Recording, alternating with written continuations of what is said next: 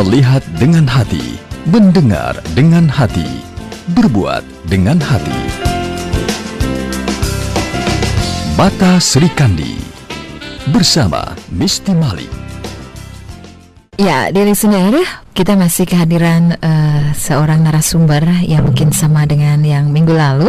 Tapi kita akan membahas topik yang berbeda, yang mungkin lebih bermanfaat untuk kita semua di listener, kaum wanita yang ingin selalu tetap sehat tentunya. Ya, masih bersama Ibu Hajah Elizabeth sebagai Ketua Umum Ikatan Wanita Pengusaha Indonesia. Wakil Ketua Umum, ya. Wakil Ketua Umum Ikatan Wanita Pengusaha Indonesia, Bu Elizabeth. Ini luar biasa bahasan kita pagi ini, Bu Elizabeth, ya. Tentang wanita dan kesehatan. Sebagai wanita tentu saja kita harus tetap selalu sehat, ya kan? Karena banyak sekali yang ada di pundak wanita yang harus dijalankan ya. Nah, kalau menurut Ibu Elizabeth sendiri, sebenarnya bagaimana kesehatan perempuan Indonesia saat ini, Bu Elizabeth? Betul, Mbak Misty. Jadi kondisi kesehatan perempuan Indonesia itu dinilai sangat rendah, Mbak. Hal ini sesuai dengan data dari UNICEF yang menyangkut indikator-indikator kesejahteraan perempuan, utamanya soal kesehatan.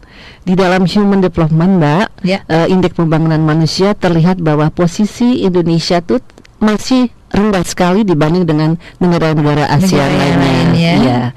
Terutama yang terkait tentang angka kematian ibu yang mencapai 310 untuk setiap 100.000 kelahiran hidup loh, Mbak. Jadi bayangkan setiap 100.000 kelahiran yang hidup ada 310 ibu yang meninggal. Luar biasa ya. Aduh, jadi ngeri saya. Mudah-mudahan kita tidak termasuk di dalamnya ya, Bu Elizabeth. Nah, harus menghindari itu, Mbak. Benar. Kemudian faktor apa saja sebenarnya yang membuat kesehatan perempuan Indonesia itu rendah? Ya, banyak sekali, Mbak, faktor yang berpengaruh terhadap rendahnya tingkat kesehatan perempuan Indonesia. Antara lain pernikahan pada usia dini, Mbak. Pernikahan dini. Jadi berdasarkan hasil riset ini, Mbak, pernikahan pada usia 15 sampai 19 tahun mencapai 41,9%, Mbak.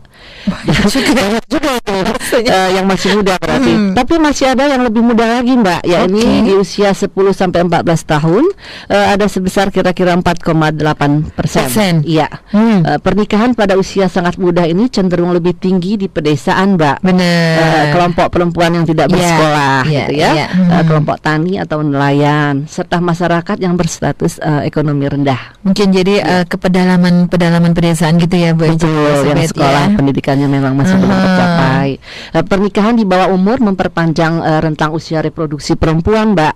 Dan dampaknya akan lebih banyak anak-anak yang dilahirkan. Itu terlalu lama dia menikah. Jadi lama-lama menikah jadi banyak anak.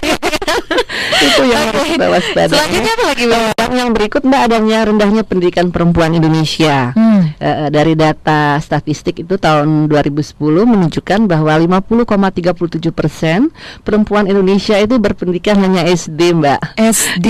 Nah, ini dia. Rendahnya pendidikan ini dimiliki perempuan akibat berpengetahuan tentang kesehatannya sangat rendah. Terbatas ya, Mbak ya. Hal ini memungkinkan jadi penyakit yang diderita perempuan Indonesia itu terdeteksinya setelah setelah ada penyakitnya. Jadi sebelumnya mereka tidak mengetahui hal itu. Jadi tidak bisa terdeteksi dini sebelumnya ya. Jadi sudah mengidap penyakit baru terdeteksi. Iya, oke. Setelah stadium lanjut itu karena memang sangat rendahnya tentang edukasi kesehatan dan gizi tentunya, Bu Elizabeth. Iya, betul. Oke, kemudian ditambah lagi ini, Mbak, lingkungan pemukimannya kan kurang memperhatikan sanitasi kesehatan itu. Yang ketiga adalah peran ganda yang dialami oleh perempuan, Mbak. Jadi ibu-ibu kan punya peran ganda nih, Mbak. Sebagai pekerja dia juga sebagai penanggung jawab pertumbuhan anak-anaknya untuk generasi penerus gitu, Mbak. Dan yang keempat adalah kebiasaan hidup sehat. Jadi kebiasaan hidup sehat ini sangat rendah, Mbak. Kurangnya nutrisi yang biasa dikonsumsi, malas berolahraga, perempuan. Ini dia. Tapi makannya mau. Ini dia. Perilaku tidak sehat dalam kehidupan seksual, gaya hidup perempuan yang meliputi misalnya kebiasaan merokok, minuman keras, benar-benar sangat juga sangat berpengaruh. Salah satu faktor ya kenapa wanita Indonesia ini sangat rendah ya. Oke. Dan juga ada aborsi yang diakibatkan kehamilan yang tidak diinginkan. Juga ada interval waktu kehamilan yang pendek, masih terdapatnya kehamilan di atas usia 35 tahun, Mbak. Karena memang sebenarnya di atas usia 35 sangat riskan sekali ya. Boleh sebut ya.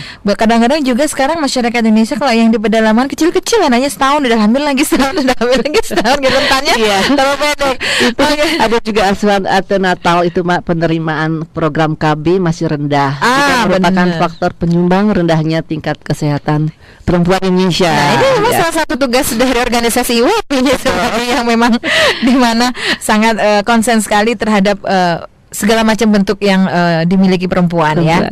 Nah, dari listener, sungguh bermanfaat sekali obrolan kita tentang wanita dan kesehatan. Jangan kemana-mana, tetap di Mata Sri Kandi.